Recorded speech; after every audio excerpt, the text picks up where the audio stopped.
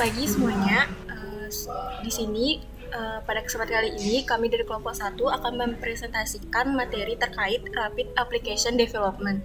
Sebelum kami memaparkan materi, kami akan memperkenalkan anggota kelompok kami terlebih dahulu.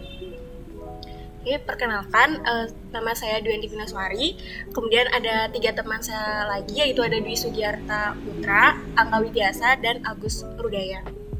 Pada kesempatan kali ini ada beberapa topik yang akan kita bahas, yaitu yang pertama adalah latar belakang, tujuan, kemudian metode penelitian, yang keempat itu ada fase requirement planning atau perencanaan syarat-syarat, kemudian yang kelima ada fase RAD design workshop atau workshop design RAD, kemudian yang keenam ada fase instruction atau konstruksi, kemudian yang ketujuh ada fase implementation atau implementasi. Dan yang terakhir itu kesimpulan. Untuk presentasi pertama akan dipresentasikan oleh teman saya yaitu Dwi Sugiarta. Untuk Dwi dipersilahkan. Baik, yang pertama kita mulai dari latar belakang. Kita di sini menggunakan metode RAD, Rapid Application Development. Kami di sini mendapatkan kasus atau memilih kasus dari perpustakaan di Yayasan Putra Asih Malida. Jadi Yayasan Putra Asih Malida itu merupakan yayasan yang mempunyai atau menyediakan tingkat pendidikan mulai dari SD, SMP, SMA, dan SMK. Nah, pada Yayasan Putra Asih Malida ini terdapat satu perpustakaan yang dapat dimanfaatkan oleh para siswa. Seperti perpustakaan pada umumnya. Namun, di perpustakaan ini kendalanya yaitu dalam pembuatan laporan masih menggunakan media kertas untuk mencatat data yang ada di perpustakaan. Nah, di sisi lain, di sisi siswa juga menemukan kesulitan mencari buku yang ingin dibaca karena tidak tahu letaknya di mana. Kemudian juga para petugas kesulitan pada saat menyimpan arsip. Oke, selanjutnya tujuan penelitian akan disampaikan oleh teman saya. Oke, saya akan melanjutkan presentasinya yaitu tentang tujuan dari penelitian yang dilakukan. Nah, tujuan dari penelitian yang dilakukan itu yaitu merancang sebuah sistem informasi perpustakaan berbasis web dengan menggunakan metode RAD atau Rapid Application Development untuk menghasilkan sebuah sistem informasi perpustakaan yang terintegrasi dengan basis data yang dapat digunakan untuk meningkatkan efisiensi dan keefektifan dalam proses pengolahan data perpustakaan. Nah, tujuannya juga yaitu untuk memudahkan bagian perpustakaan membuat laporan yang berkaitan dengan data perpustakaan, juga memudahkan penyajian laporan untuk pihak yang berkepentingan. Nah, next yaitu apa itu RAD atau Rapid Application Development. Nah, jika teman-teman belum tahu, jadi RAD atau Rapid Application Development itu adalah suatu pendekatan berorientasi objek terhadap pengembangan sistem yang mencakup suatu metode pengembangan serta perangkat-perangkat lunak. Nah, pengertian itu diambil dari kutipan Kendall. Nah, di dalam Rapid Application Development itu juga terdapat 4 fase yang ada pada metode RAD. Dan pada tahap penilaian melibatkan penganalisis dan juga pengguna. Nah, 4 fase yang dimaksud yaitu yang pertama itu ada fase perencanaan syarat-syarat. Nah, setelah itu akan memasuki fase yang kedua yaitu fase workshop desain RAD. Yang ketiga itu akan masuk ke fase konstruksi. Nah, yang terakhir yang keempat itu akan masuk ke fase implementasi. Oke, selanjutnya akan dijelaskan mengenai apa sih fase perencanaan syarat-syarat, fase workshop desain RAD, dan juga fase konstruksi dan juga fase implementasi. Nah, materi selanjutnya itu akan dibawakan oleh teman saya. Terima kasih. Oke, kita lanjut. Untuk yang pertama itu ada tahapannya yaitu requirement planning. Jadi di tahap requirement planning ini merupakan fase pertemuan antara si penganalisis dan juga pengguna untuk mengidentifikasi tujuan dari sistem yang akan dibangun. Nah, pada fase ini juga berorientasi pada penyelesaian masalah yang ada di perpustakaan Yayasan Putra Kasih Malida. Nah, dalam studi kasus ini, menurut jurnal yang telah kami baca, itu ada 3 dari requirement plan. Itu pertama dari analisa kebutuhan dari segi pengguna dulu. Nah, jadi kebutuhan pengguna itu bisa kita lihat nanti user, pengguna atau anggota itu dapat melihat menu home, kemudian melihat menu cari buku, kemudian dapat mencari buku yang diinginkan. Itu dari sisi pengguna.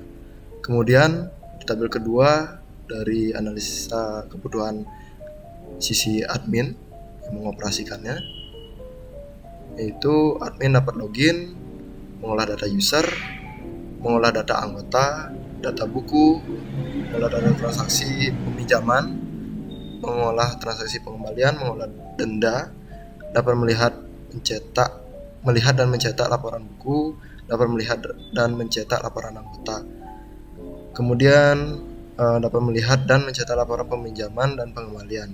Kemudian dapat melihat menu home juga. Nah, di tabel analisa kebutuhan petugas itu juga hampir mirip dengan kebutuhan admin, hanya yang membedakan itu terletak pada menu user saja. Kalau dari segi atau sisi admin itu dapat mengolah user, sedangkan yang di petugas itu hanya bisa mengedit data user atau mengubahnya.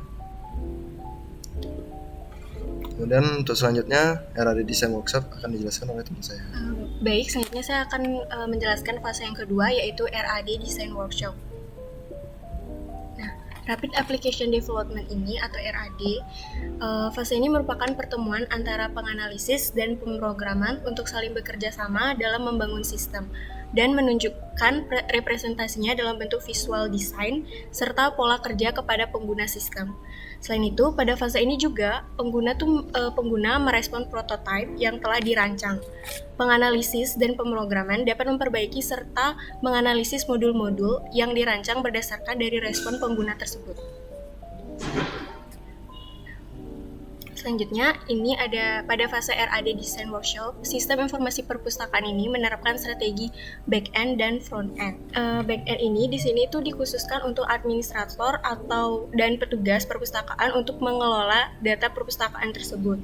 Sedangkan front-end dikhususkan untuk siswa dan anggota perpustakaan untuk melihat buku apa saja yang ada di perpustakaan tersebut. Seperti pada gambar ini, di sini siswa atau anggota mencari buku yang ingin dibaca. Kemudian siswa atau anggota mengambil buku di rak yang sesuai. Jika ingin meminjam, maka siswa wajib mendaftarkan menjadi anggota terlebih dahulu. Kemudian, petugas akan mengisi data calon anggota.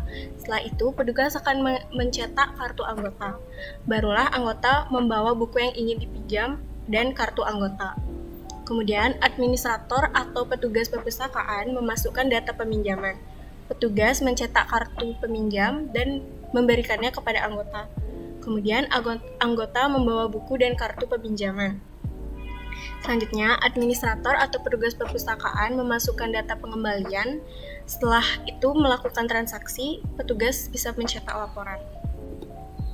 Nah, selanjutnya itu ada arsitektur sistem jaringan komputer. Perancangan arsitektur sistem jaringan komputer ini digunakan untuk menggambarkan kebutuhan hardware jaringan yang mendukung dalam penerapan sistem pengelolaan data perpustakaan berbasis website. Seperti pada gambar ini, itu merupakan kebutuhan hardware yang dibutuhkan untuk membangun sistem tersebut. Kemudian selanjutnya ada use case.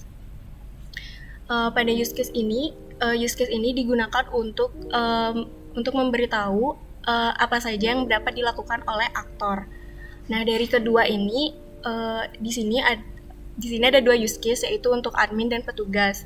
Nah, yang membedakan antara admin dan petugas ini terletak pada menu usernya, di mana admin atau administrator hanya dapat mengelola user, namun petugas hanya bisa mengedit data user. Di sini bisa dilihat mengelola user itu dia dapat menambahkan, mengedit dan menghapus data, sedangkan petugas hanya dapat mengedit user. Kemudian ada activity diagram dan sequence. untuk activity diagram itu untuk menggambarkan aliran program seperti tahapan-tahapan yang harus dilakukan dalam menggunakan sistem tersebut. Sedangkan sequence diagram itu digunakan untuk menggambarkan interaksi antara objek yang ada di sekitar sistem, baik itu penggunanya, from, control, dan database. Selanjutnya yang terakhir itu ada kelas diagram, di mana kelas diagram ini menggambarkan kelas yang terbentuk serta relasinya. Di sini terdapat 7 kelas yang memiliki relasinya masing-masing. Di dalam sebuah kelas terdapat atribut beserta operasinya atau yang sering disebut metode. Baik, untuk fase selanjutnya akan dijelaskan oleh teman saya, Angga. Itu Angga, dipersilakan. Baik, saya akan melanjutkan materi phase instruction atau konstruksi. Nah,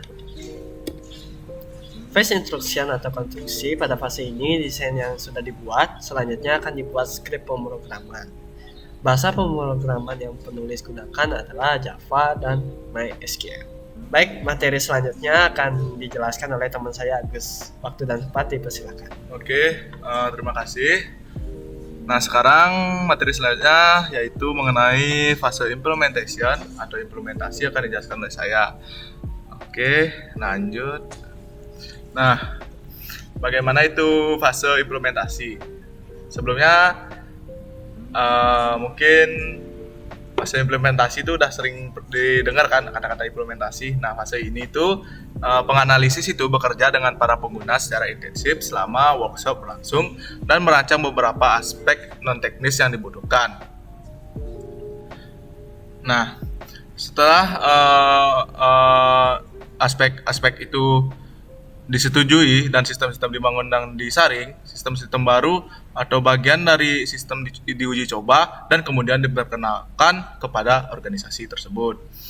Nah, untuk analisis kebutuhan dalam perancangan sistem perpustakaan diawali dengan mengidentifikasi masalah-masalah yang ada pada perpustakaan tersebut, yang mana masih menggunakan sistem manual dalam pengelolaannya.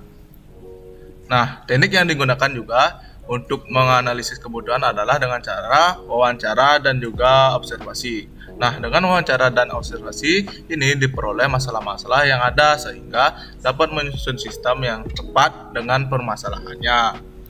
Nah, oke, selanjutnya bagaimana sih hasil dari fase implementasi tersebut? Nah, ini adalah hasil dari fase implementation-nya. Hasil dari fase implementation yaitu untuk menunjukkan platform, hardware, dan juga software yang digunakan. Fase ini juga digunakan untuk menguji perangkat lunak yang telah dibangun agar dapat diketahui apakah rancangan perangkat lunak tersebut sudah sesuai dengan kebutuhan yang diinginkan. Nah, yang hasil yang pertama itu ada yang berupa form halaman utama. Nah, ada gambarnya, ini merupakan gambar dari form halaman utama.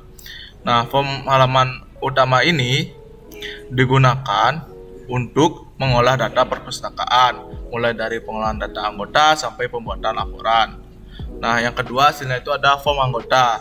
Nah, form anggota ini digunakan memasukkan data siswa yang ingin menjadi anggota perpustakaan. Nah, hasil yang ketiga itu ada namanya form peminjaman. Nah, di form peminjaman ini digunakan untuk memasukkan data peminjaman. Setelah mengisi form peminjaman, petugas bisa mencetak kartu peminjaman sebagai bukti peminjaman buku. Nah, dalam kartu tersebut terdapat tanggal kembali yang berarti batas peminjaman buku tersebut. Nah, apabila melebihi batas, maka akan mendapatkan dendanya. Selanjutnya itu ada form pengembalian. Yang keempat itu ada form pengembalian, di mana form pengembalian digunakan untuk mengikut data buku yang telah dikembalikan oleh anggota atau oleh sang peminjam. Nah, yang terakhir itu ada namanya laporan. Nah, laporan ini diambil berdasarkan data peminjaman yang telah dimasukkan oleh administrator atau petugas perpustakaan ke dalam perangkat lunak dan tersimpan ke dalam database. Nah, itu saja sih dari saya mengenai fase implementation dan juga hasil dari fase implementation. Selanjutnya ada kesimpulan yang akan dijelaskan oleh teman saya. Terima kasih. Baik, di sini saya akan menjelaskan kesimpulan. Dengan menggunakan metode RAD, pengerjaan dalam pembuatan sistem informasi perpustakaan berbasis web ini jadi lebih cepat dan tentunya memiliki kualitas dalam memenuhi kebutuhan pengguna tersebut. Metode RAD membuat batasan-batasan dalam pembuatan sistem sehingga sistem yang dibuat tidak keluar dari kebutuhannya. Penyelesaian setiap modul sistem perpustakaan merujuk kepada semua tahapan dari metode RAD dan semuanya dapat berjalan dengan lancar. Saran untuk penelitian selanjutnya dapat menggunakan metode lain dalam sistem perpustakaan. Sekian yang dapat kelompok kami sampaikan. Apabila ada kesalahan yang disengaja maupun tidak sengaja, kami mohon maaf. Akhir kata kami ucapkan terima kasih. Sampai jumpa kembali.